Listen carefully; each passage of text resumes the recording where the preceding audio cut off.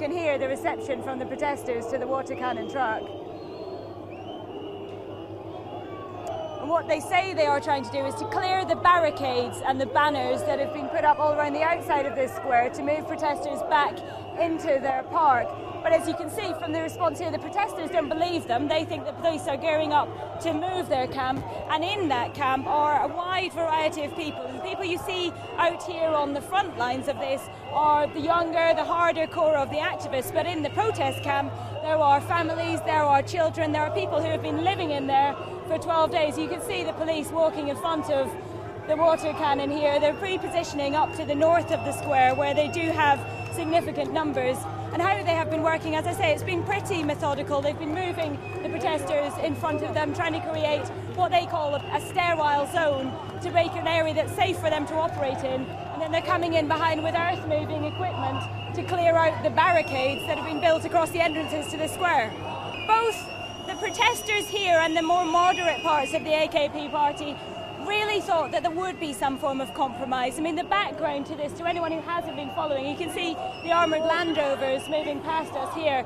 To anyone who hasn't been following this started as a small environmental protest to try to stop the park at the centre of this square from being turned into a shopping centre. It was the police action there, what they say was police brutality, that brought the protesters here in the first place in numbers. But what it has become is a protest about civil liberties, about the direction that Prime Minister Erdogan is leading this country, what they see as an increasingly authoritarian rule. So whilst it started in that park, it has become about so much more. That's why people are here in so many numbers. But I think they did think there would be some form of compromise. He was away, he was visiting North Africa for 4 days. So you can see the police marching up behind us with their riot shields, repositioning to the top of the square here.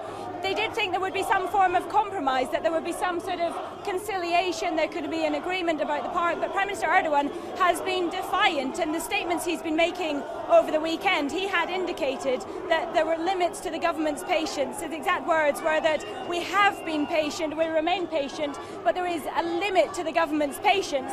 We appear to have reached the point today, the end of the government's patience. They seem to be determined to clear these protests, to reclaim this square. You can see the reception they're getting. If you go maybe 500 metres from this square, life is going on as normal. People are operating their businesses. People are going to work, even past here in this square.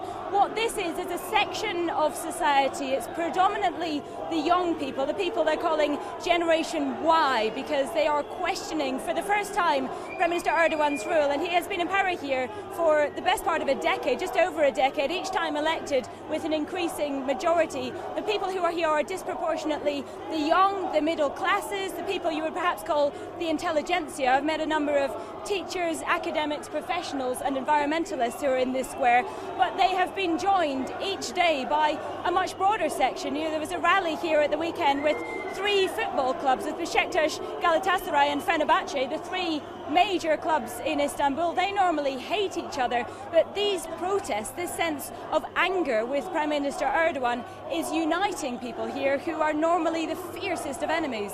It has become about freedom of expression. The initial environmental protests that were here, that were moved on, I mean, they were a small number of environmental protesters. They were moved on by police using tear gas, smoke grenades in full, and you can see some of the people who are just on their way to work here. They were moved on with such, what they say, police violence, that is what brought people down here. They say this is about basic civil rights, it's about the freedom of expression, assembly, association. This square, Taksim Square, has traditionally been somewhere for people to gather. It's very heavily associated with the founder of the modern Turkish Republic, Mustafa Kemal Atatürk. So they are here exercising their right to gather, exercising their right to make their voices heard. You can see from the numbers of people around us, you know, they are determined. They are coming now in numbers because word is spreading. They're using social media to get their message out. Word is spreading to other parts of this city to come down here to support the protesters in Taksim Square.